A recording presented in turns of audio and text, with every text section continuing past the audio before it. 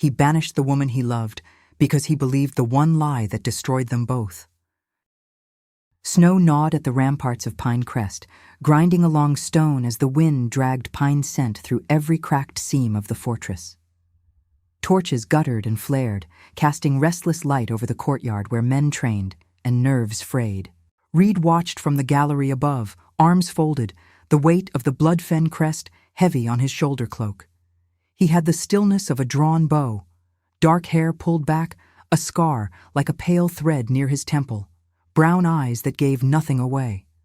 Below him, the pack moved in obedient rhythm, but he could taste the thin current of tension that ran through them. It lived in him too. It always had. Betrayal had a taste, like iron at the back of the throat. He'd learned it as a boy from his own father. The dead weren't loud, but the silence they left behind was. Reed had built his life in that silence, learning to read the tremors under every promise, the small hesitations that preceded a lie. He made careful men out of careless ones, and Pine Crest rose under his command, a fortress of stone and rules. Yet for all his vigilance, doubt had never felt as heavy as it did lately, clinging to him with the stubbornness of frost. Footsteps approached across the gallery. The seer walked like a shadow, his winter-gray robe whispering at the floor, his dark hair streaked at the temples. He was no mystic, just a man who'd learned to trade certainty for power, prediction for obedience. Reed tolerated him because the pack expected it, because predictions, even false ones, sometimes kept hot heads from doing stupid things. The beta trailed him, broad-shouldered and almost deferential, brown eyes lowered, jaw tight with a tension that looked like loyalty. "My alpha," the seer said, bowing just enough to honor the title, never enough to honor the man. A word. Reed did not look at him at first. He watched two young wolves spar in the yard until one overextended and hit the dust. He watched the victor offer a hand to lift his friend, then saw the loser refuse it out of pride. A familiar sting. He finally turned. "Speak." "There's a rattle under our roof," the seer murmured. "A chain in the dark. It is time to set the house in order." "Plainly," Reed said. The seer's gaze slid toward the inner keep, where a balcony opened like a cut of light. "Your Luna has been radiant. Elations fly through the halls." He tilted his head, measuring Reed's stillness. "Radiant in a way that contradicts old limitations." The words dropped like stones into a cold pool. Reed's hands clenched once at his sides before he loosened them. The injury he carried belonged to an ugly winter long ago, a stampede, ice shearing across a cliff ledge, and the kind of wound that turned a young man's future into a closed door. He had been told, by healers he never spoke of, by the silence between their words, that children would not be a path for him. He had stared down that absence and made peace with it. And then Serafina had come into his life, a storm and a hearth at once, and peace had become something different. He had told her about the door. She had cupped his face and called it a wall they would decorate with ivy and laughter. She was always making ruins gentle. "What are you implying?" Reed asked, voice level. The beta cleared his throat, eyes flicking toward the courtyard to avoid Reed's. "She's been seen, my alpha.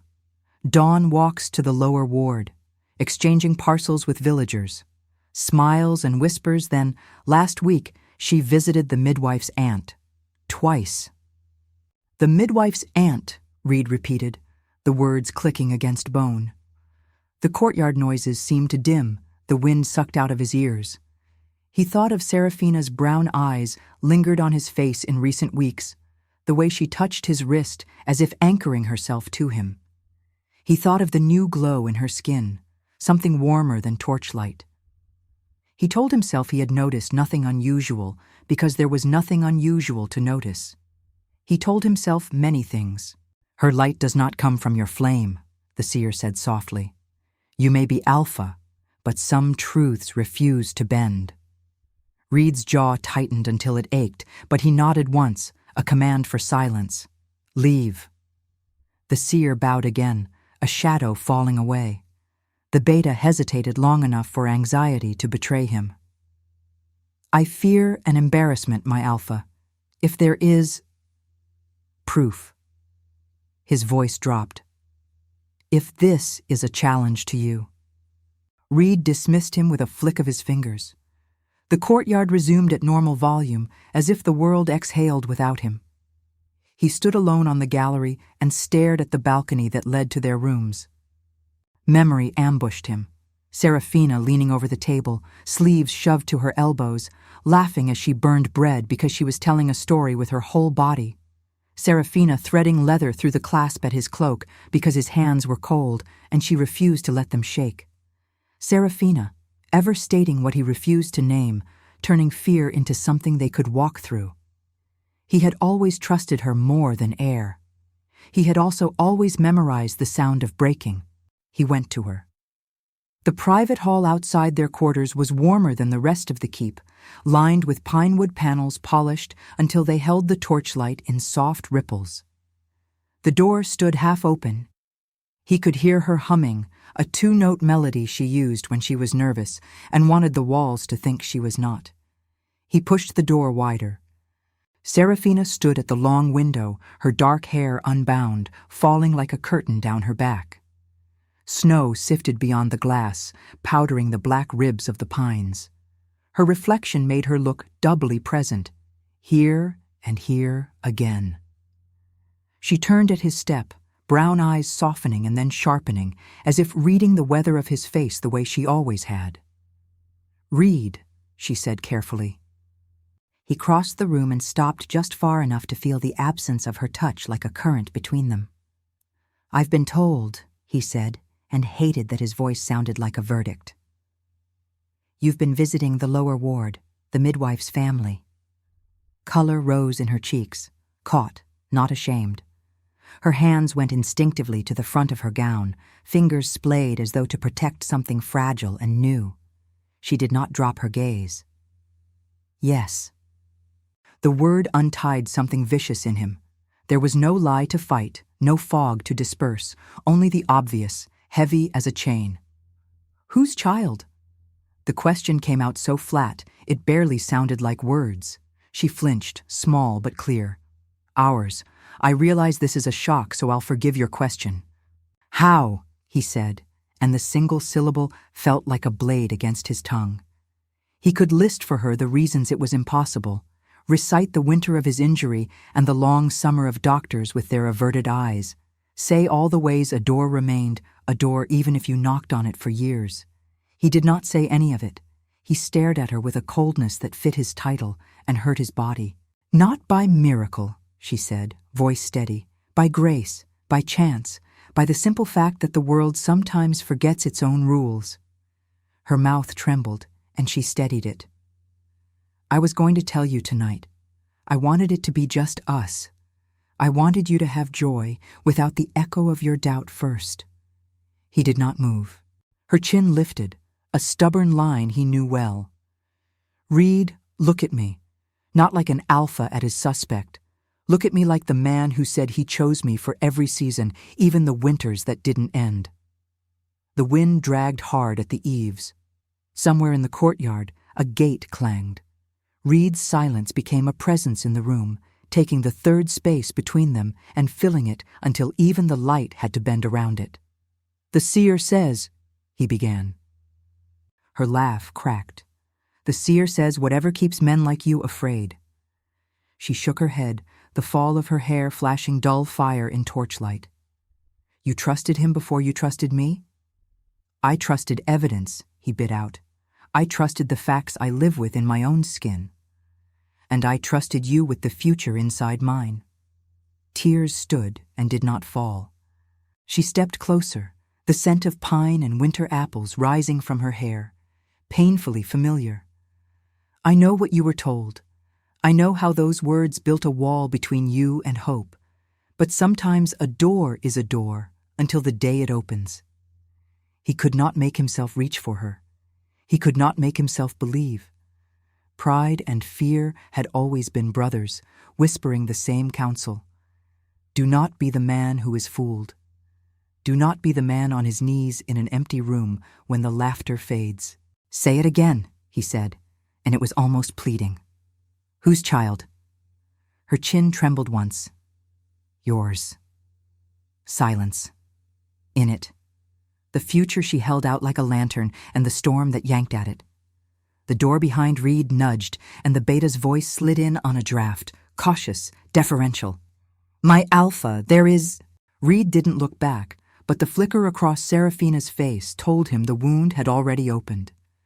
She wrapped her arms around herself, as if staving off a cold she had not felt until now. You brought them to hear this? She asked, too quiet. No. The denial was true and useless. The beta stepped back like a scolded dog, the door clicking shut. But the damage had been done. The pack had a way of hearing what it needed to know.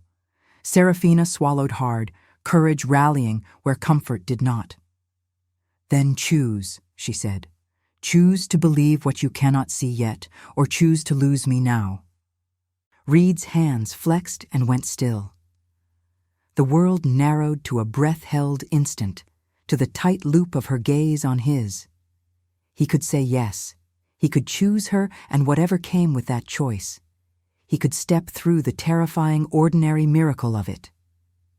His fear spoke first. Until there is proof, he said, each word a winter in his mouth, I will not be made a fool. Something in her expression broke, not hope, but the last thread that kept hope sheltered from the cold. She nodded once, as if receiving a decree she had braced for and still hoped would not come. She took a breath that sounded like a goodbye rehearsal and steadied herself. Then, with a voice that did not shake, she said the words that would live under his ribs forever. You would know if I were with someone else. You know me. She waited. A heartbeat. Another. The pause stretched, a bridge between them that asked only for a single step. He did not move. Her eyes glistened, turned away, and then hardened, an armor born in an instant. She walked past him with the straight-backed dignity of a queen whose court had turned its face. The door opened on a flood of cold and whispers. By the time it swung shut, he could no longer hear her footsteps, only the wind in the pines and the ruin of the choice he had made. Winter did not end at Pine Crest. It learned his habits. 3 years taught the fortress to speak in quiet and Reed to answer in colder quiet still. The pines groaned under ice, and the courtyard drills grew sharper, tighter, stripped of any flourish that looked like joy. The Bloodfen crest on his cloak took on the weight of stone. He wore it like penance. He slept less. When he did, he woke to the same half-dream.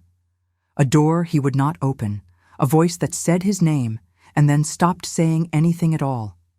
In daylight, he kept the world arranged by clean lines, patrols logged, supply crates counted twice, borders marked with black iron stakes. He walked the walls until the sentries stopped flinching at his shadow. He ate standing up beside maps. People obeyed. They also stopped laughing in the halls. The kitchens kept their chatter tied short as apron strings. The training yard sounded efficient, not alive. When Reed passed, eyes dropped, then lifted after he had gone, curious and hungry in the same breath, wanting something they had no language for from an alpha who gave them everything but the place where his heart had been. The beta began to drink at dusk. He did it discreetly, mugs in shadowed corners, breath scrubbed with mint before any counsel. But Reed could smell it anyway, a sour thread in the air. There were other threads, unease, then the shape of fear, then the thing after fear that turned men brittle. The beta compensated by barking harder at recruits, volunteering for every night patrol, pushing himself to the edge of usefulness and sometimes beyond it. Once, Reed found him standing in the snow by the eastern palisade after dawn, hand around the top rail as if it were the only thing keeping him from sliding off the world. "You're on since midnight," Reed said. The beta started, guilt flashing and then vanishing behind his brown eyes. "We're thin on this side, my alpha. I'll catch my rest after mess." "You'll catch it now," Reed said, voice flat, and the beta nodded too quickly and left too slowly, shoulders tight with the effort of walking in a straight line. The seer became indispensable in the way a recurring ache becomes part of the body. He kept schedules, mediated small disputes before they ripened into blood, measured harvest tallies with a glitter of calculation behind his practiced humility. He spoke into the spaces Reed refused to fill. Ration the winter stock 2 weeks early, he would advise, palms open, tone soothing. The high river froze too thick, and the traders won't risk the South Bridge yet. Or, shift the West Patrol an hour before dawn. Thaw loosens rock. You'll lose a man if you keep those assignments. Or, with a touch of theater at the council table, the spirits of the mountain dislike stagnation. An alpha must act. He never told Reed what to decide. He built a corridor of decisions and let Reed run. Rumors seeped through the palisades like smoke through a thatch roof. Men returning from far perimeters brought back the same story told in 5 different ways. A cluster of cabins on the other side of the northern ridge, palisade new-built and clean, watchfires burning with unusual discipline, a banner made of simple pine boughs strapped to the gate. Some called it a rogue camp. Others called it a settlement. All agreed it was organized. "Who leads them?" Reed asked once, not to anyone in particular, and the table went still. "Aluna," someone said finally, a scout with wind-burned cheeks and the kind of careful optimism youth makes before the world teaches it caution. They call her that, not by a man's name beside hers either. She's theirs. The folk there move like people who have nothing to prove and everything to defend. "A woman playing alpha," the seer said lightly, as if charming a wasp, and smiled across the candlelight at Reed. "These things have a season." Reed did not answer. He left the council early and walked the outer wall until the cold pushed his lungs too hard. In the privacy of his rooms, he stood before the oaken chest, opened it, and stared again at the moonstone pendant lying like frost on dark velvet. He had not sent riders after her. Pride had kept his hands by his sides the day she walked away, and pride, once it learned it could keep a man standing, was a faithful servant. The pendant was the one thing he had refused to put out of sight. He told himself it was a cautionary tale, a weight to tie to poor decisions. He knew it was a different kind of weight. Early thaw never arrived.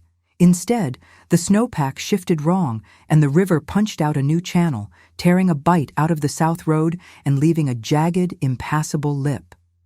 Supply trains from the market town stalled for weeks. Larders stretched thin, tempers thinner. Wolves from lean forests nosed close to livestock pens, and the younger guards proved they were young by missing what they should have hit. Reed doubled rotations. He halved rations. He took the smallest portion at every table so no one could say he ate better than the men he asked to run hungry. Then the raids started, quick mouths biting at the edges of Bloodfen territory, not full attacks, just the kind of fast cuts that draw blood and slip away. 2 traps were sprung and emptied before his hounds reached them. 3 of his border posts found their supply stores rifled, tidy thieves, careful to take only what was needed. He would almost have admired it if admiration weren't a cousin to rage in a winter like this. "We should answer loud," the beta growled at council, hands planted on the table. He had gone hollow-eyed in the last month, a man shaken awake from the same bad dream every night. "Make them feel the teeth." "We should answer clever," the seer corrected, tone patient as if speaking to a child. "Loud wastes men and replaces nothing we've lost." "Trade," one of the quartermasters said reluctantly. "If the South Road is cut and the high pass is a graveyard, there's only one pool to draw from within a week's ride." Everyone looked toward the north without needing to turn their heads. Reed's jaw tightened. "We do not barter our need to thieves." "Then barter it to your neighbors," the seer said, smooth as an uncoiling rope. "If we don't claim the field with an agreement, someone else will. And perhaps—" He let the thought soften into suggestion. "Perhaps these raids are not theirs at all. There are hungrier men than rogues. A talk could prevent a war whose cost we cannot afford. The beta flinched like the word talk had insulted him. He looked to Reed for a fight and found Reed looking at the map instead. Pinecrest was a stone in a river that had shifted its course and was now licking at new banks, testing them. The settlement on the north side of the ridge was a simple mark on parchment, a circle of ink, and yet the paper seemed to pucker around it, pull toward it. He thought again, against his will, of a voice saying, "Choose to believe what you cannot see yet." He rubbed a thumb hard over the edge of the table until the skin burned. "Send a runner to the north ridge," he said at last. "A white pennant, neutral ground at the old winter pasture by the standing stones." The table exhaled as a group. The quartermaster nodded, quick with relief. The beta's mouth pressed thin, but he saluted. The seer's lashes dipped in a blink that might have been satisfaction. After the council, the seer lingered. He found Reed alone by the hearth in the war room, hands behind his back, eyes on the flames as if they were a language he could almost read. "You choose prudence," the seer murmured. "It suits you." "I choose not to starve my people to prove I can," Reed said. "A mercy they'll remember," the seer said, and bowed. He paused at the door. "If the Luna who leads them is clever, she'll send a captain to parley instead of coming herself. I would if I were she. Leaders should rarely risk the arrow meant for their cause." Reed said nothing. After the seer was gone, he stayed by the fire until the wood collapsed into a red-eyed bed of coals. He did not let himself ask whether she would come. He did not let himself wonder whether the stories were stories. He told himself he did not care who led those people as long as they brought grain to sell and stopped chewing at his borders like wolves at a carcass. He did not sleep. At dawn, he went to the stables and saddled the black himself. The horse flicked an ear back at him, patient, as Reed tightened the strap he had tightened 1,000 times before. His reflection in the polished tack looked like a stranger who remembered him well. Dark hair tied back, brown eyes that had learned to give no ground. He strapped on his sword and then, without planning it, slipped the moonstone into the inner pocket of his cloak, where it lay cold and steady against his ribs. On the outer stairs, the beta fell into step. "First riders are ahead," he reported. "Standard escort, 2 cart teams in case they bring goods to carry back." Reed nodded. They rode north under a sky as colorless as breath. Pine gave way to birch and back again, the trunks banded like the legs of a great animal moving beside them. By midday, they reached the old pasture, its snow blown thinner, the black crown of the standing stones bare and slick. The white pennant Reed's runner had planted there marked the wind with a quiet slap-slap. Across the meadow, a line of riders already waited, far enough not to threaten, close enough to be read. They were tidy. That was the first thing.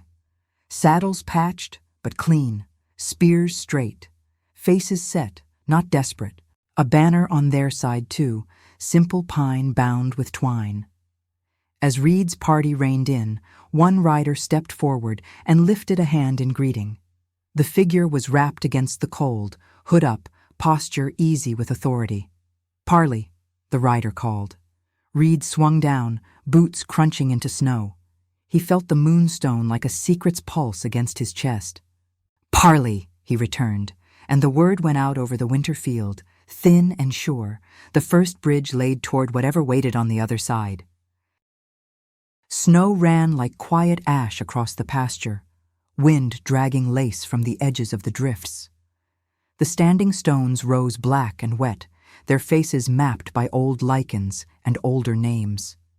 Reed stood beneath the white pennant and watched the opposing riders settle. No warlight in their eyes, only steadiness. The figure at their head guided her horse forward with unhurried command, cloak rippling against the wind. Even at this distance, something in the stillness of her movements struck him as too familiar.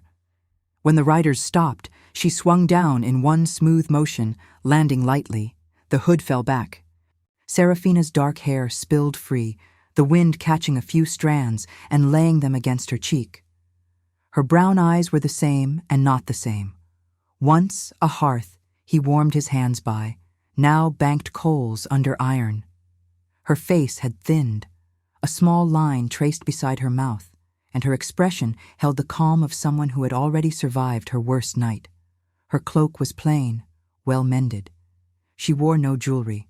The beta swore softly. The sound died as Reed's hand flicked. "Alpha Reed," she said, tasting the name as if deciding whether to keep it. "You asked to speak." "Leader," he answered, because Luna belonged to another life and because she stood like a person who owed him nothing. Their escorts held the respectful distance.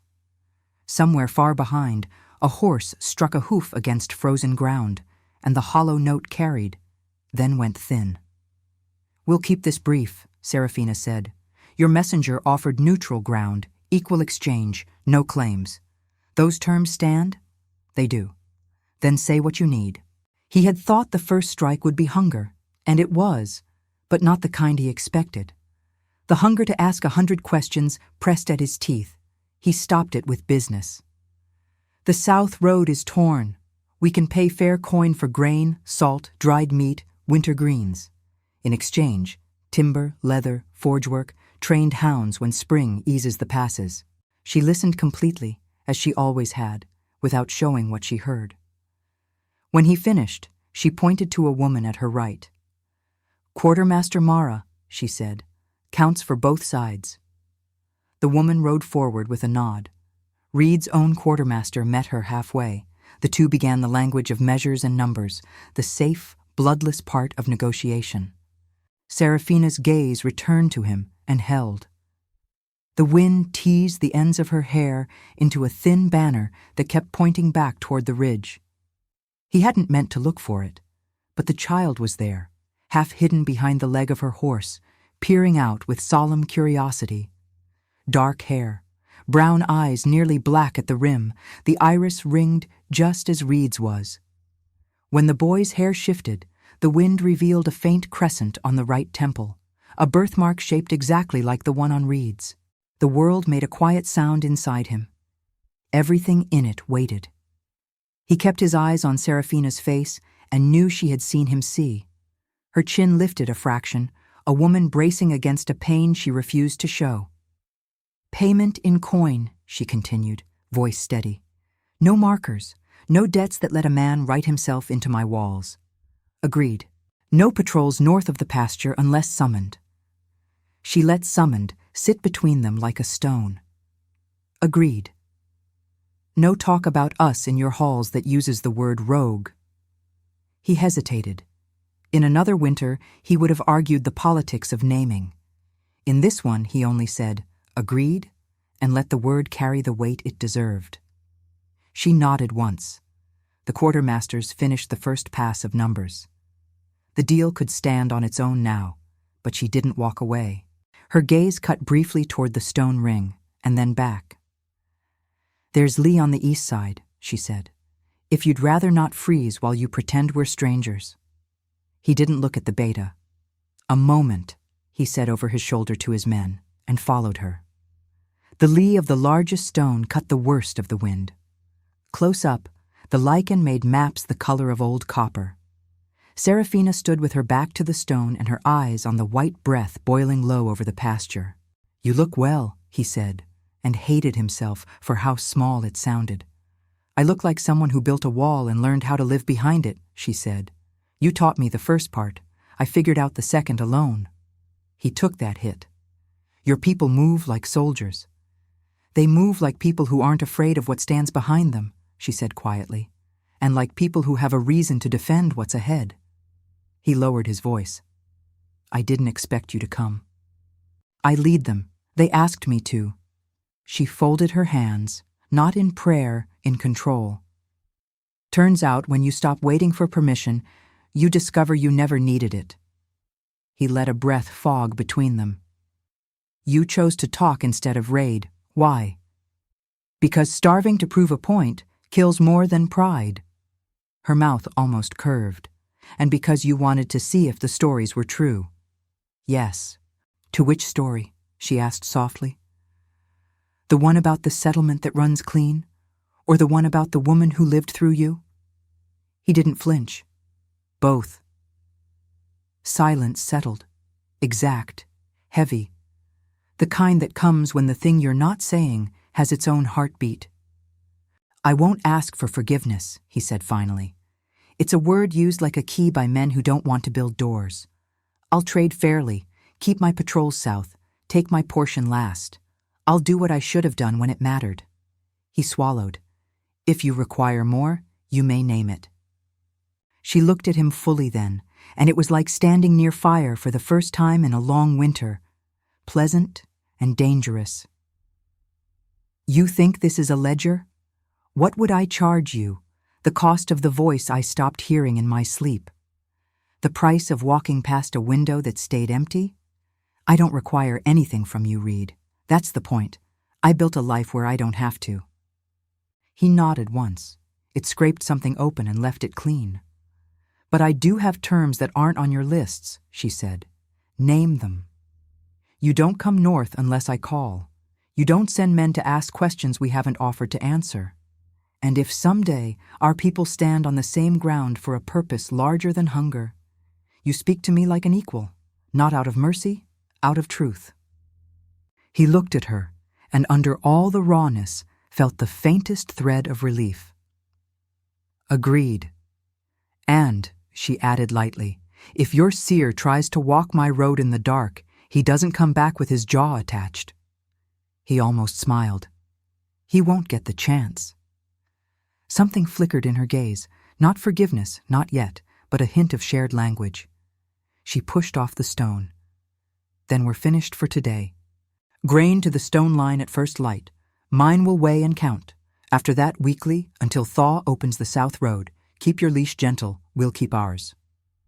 She turned to leave. Serafina. She paused.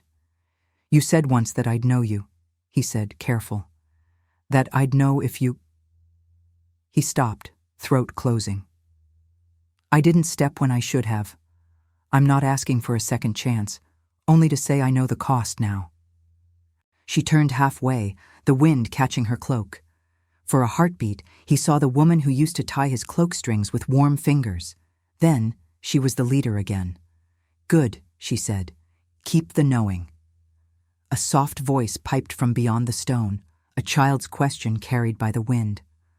Serafina's eyes flicked past Reed, softened for a moment, then steeled. We'll see you at dawn, she said, and walked away, her cloak lifting and settling with the wind. Reed stood with the stone at his back, the moonstone cold against his chest, and let the ache in his ribs feel like company. When he returned to his men, the beta studied him like a man reading a new map. Well? The beta asked hoarsely. We trade, Reed said. He did not look back at the boy or the woman beside him. And we learn to do it without lying to ourselves about what it is. The storm broke 3 nights after the parley. It didn't come from the sky. The wind stayed low, the snow lazy in its drift, but from inside Pinecrest itself, through corridors that had been quiet too long. Reed stood in the war room, the great table scattered with damp maps and open ledgers. Candlelight flickered across the black glass of the windows. Behind him, his beta paced, boots dragging against the stone floor. The seer sat perched at the table's edge, fingers steepled, voice calm and smooth. The first delivery reached the stones, the seer said. Your men weighed it fairly. So far, the settlement honors their word.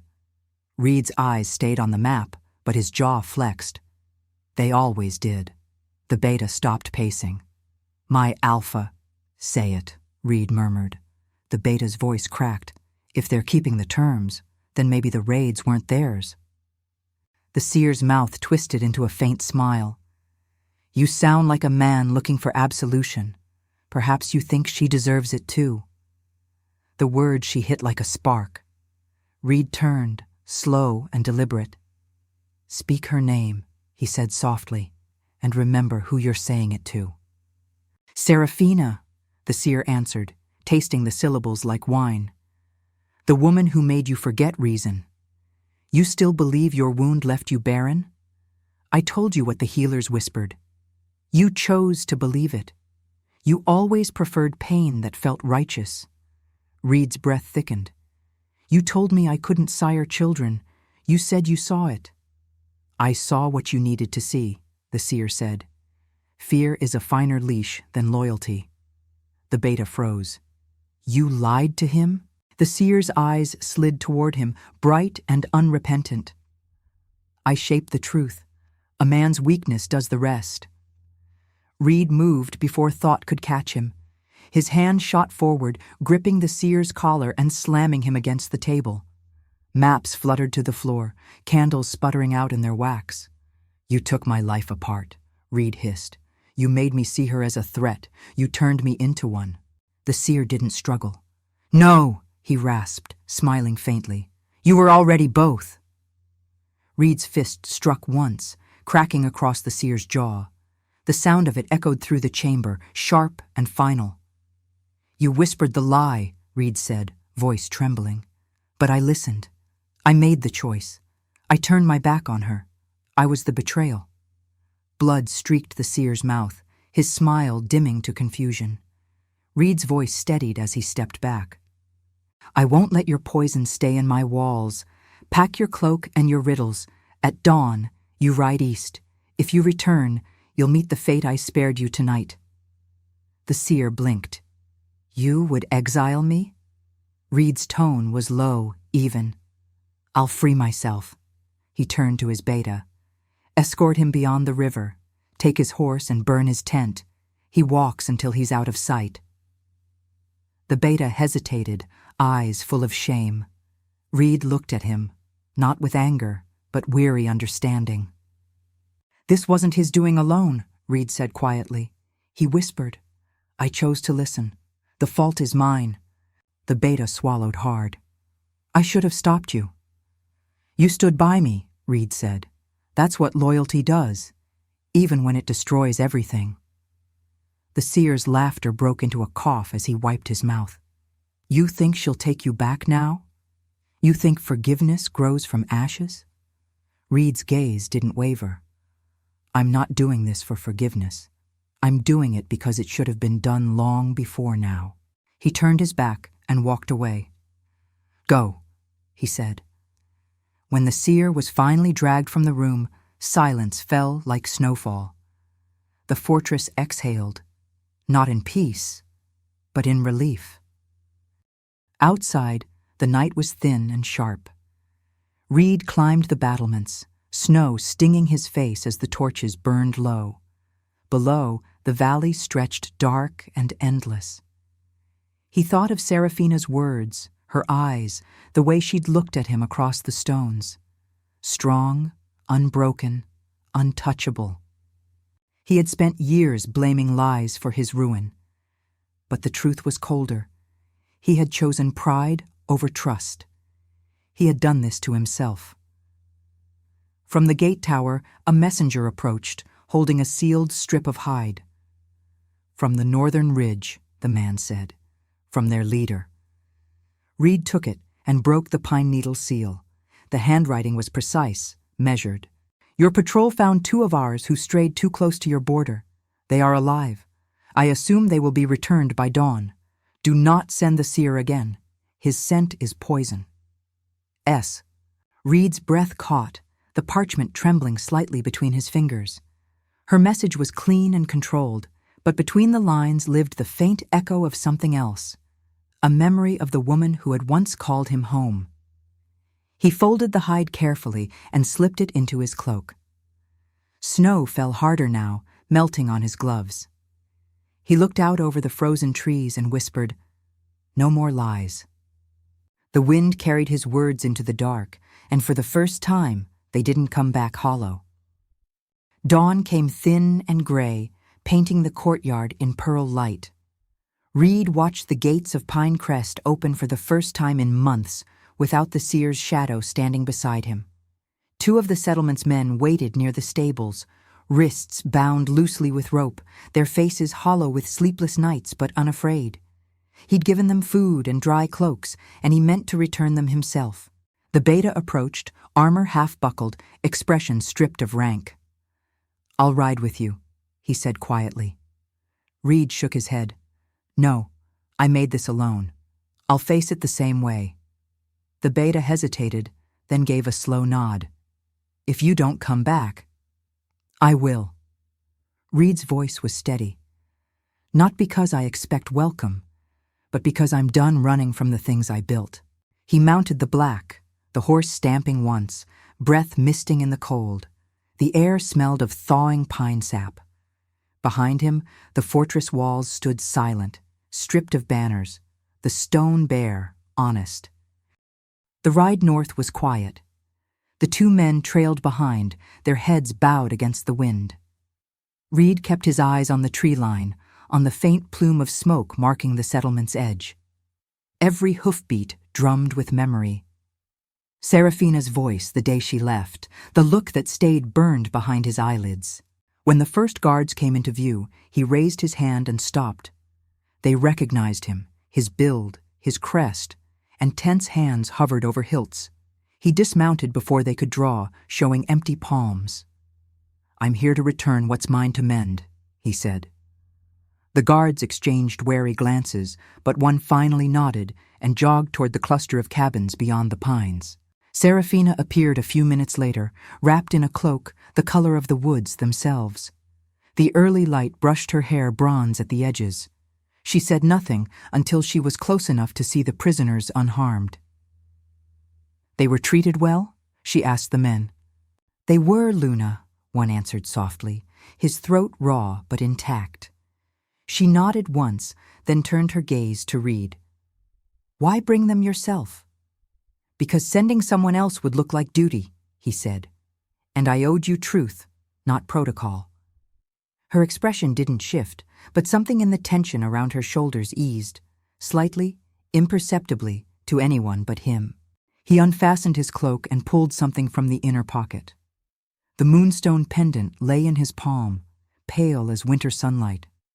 "I kept it because I couldn't burn it," he said, "but it doesn't belong in a place that only remembers regret." He held it out. She didn't take it. "It was never mine," she said. "It was ours. Let the boy have it when he's old enough to ask where it came from." Reed lowered his hand slowly, curling his fingers around the stone. "He should know the truth." "He will," she said simply, "but not from you, at least not yet." The words should have stung. Instead, they steadied him. Silence breathed between them. The camp behind her was waking, the crack of axes, the cry of a child, the smoke of morning fires curling upward. He saw her world, the one she'd built without him, and understood for the first time that his greatest failure had been assuming her survival needed his permission. "I banished the seer," he said finally. Her gaze sharpened. "Alive?" "For now. I told him he walks east and doesn't look back. That's mercy." "No," he said. "It's accountability. Death would have been easier for both of us." She studied him, as though weighing the change in his tone. "And what do you call this, then? Riding into my land unguarded, returning men who thought you'd hang them?" "Starting over," he said, not asking to be forgiven. "Just seen for who I finally am." Seraphina's eyes softened, not with love yet, but recognition. "You always wanted to be seen. You just never wanted it to hurt." He managed a small, cracked smile. "It still does." "Good," she said. "That means it's real." A small voice called from the ridge beyond the cabins, a boy's laughter tumbling down the hill. The sound hit Reed like sunlight breaking through heavy clouds. He didn't look directly. He didn't have to. He knew the rhythm of those footsteps, the way the child's laugh carried. Seraphina turned her head slightly, watching her son run toward the stream where other children waited. The faint birthmark caught the light as he passed, a sliver of moon on young skin. Reed saw it and felt something deep inside him unclench. He took a step back, his voice low. "If you ever need the Bloodfen's help, food, defense, shelter, send word. No debt, no claim." "I'll keep that in mind," she said. Then, after a heartbeat, "And if you ever forget what you learned here, remember that I won't."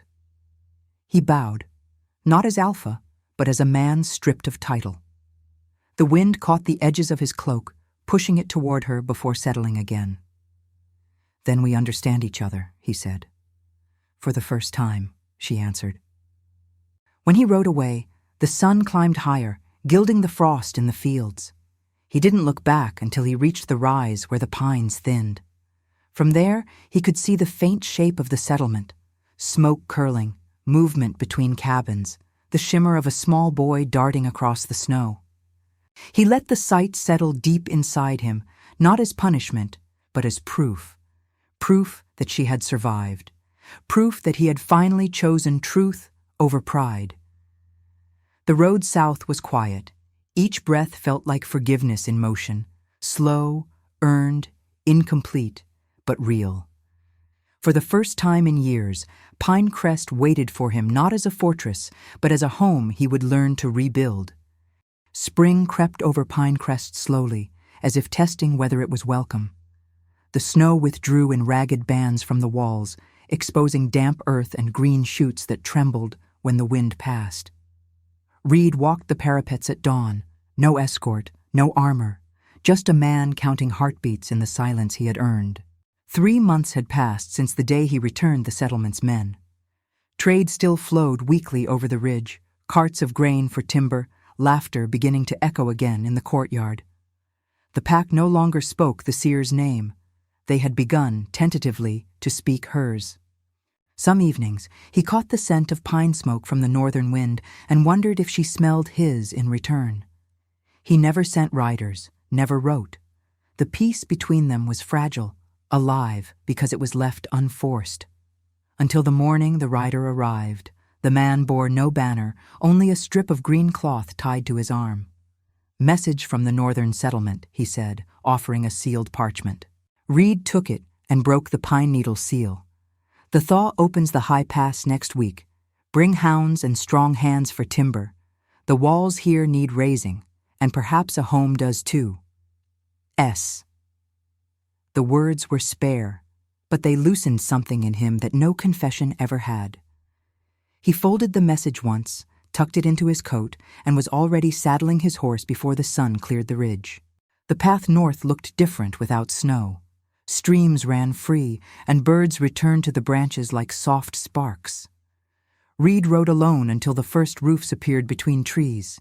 Cabins with smoke curling from chimneys, children's voices scattering across the field. The smell of bread reached him, warm and ordinary. At the center of it stood Serafina. She wore no cloak now, only a linen dress and a leather vest, her hair braided loosely over one shoulder. She turned as he dismounted. For a long heartbeat, neither spoke. "You came," she said finally. "You called," he answered. Her smile was small, careful. "I wasn't sure you would."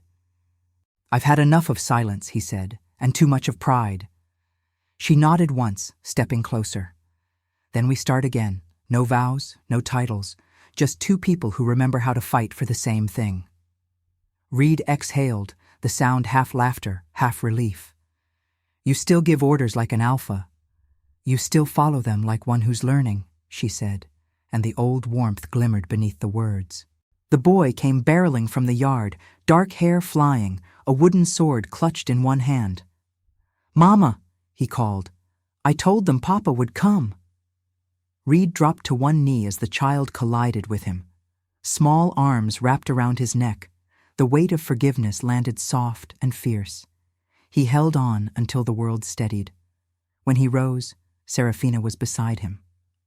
"He talks about you every day," she said, "about the fortress and the wolves. Maybe we should show him both." "Then bring him south," Reed said. "Pinecrest could use more laughter." She looked toward the horizon where the two valleys met. "Or we build something between them." "Between," he agreed. "That sounds right." By dusk, the first stakes were already driven into the thawed earth, a bridge settlement, half stone from the south, half timber from the north.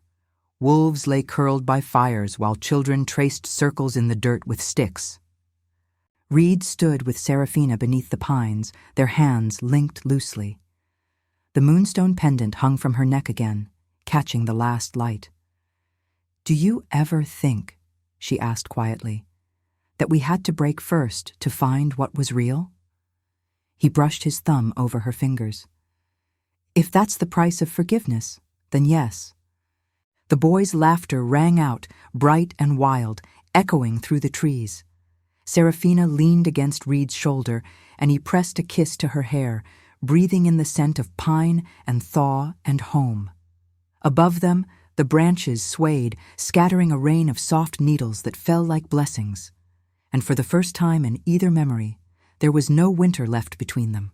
If you like this story, please like, share, and subscribe. It helps this channel grow. Thanks for watching.